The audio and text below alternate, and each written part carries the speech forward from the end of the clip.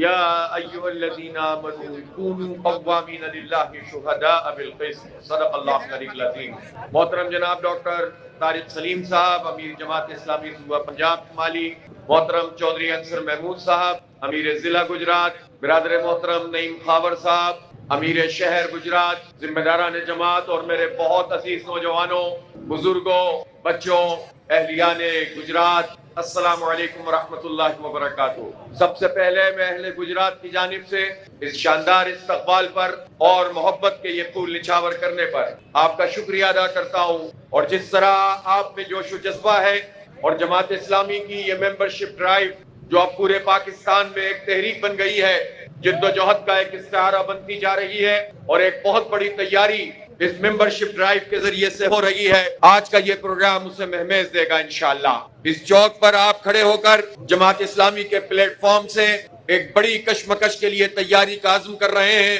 میں آپ کو مبارکباد پیش کرتا ہوں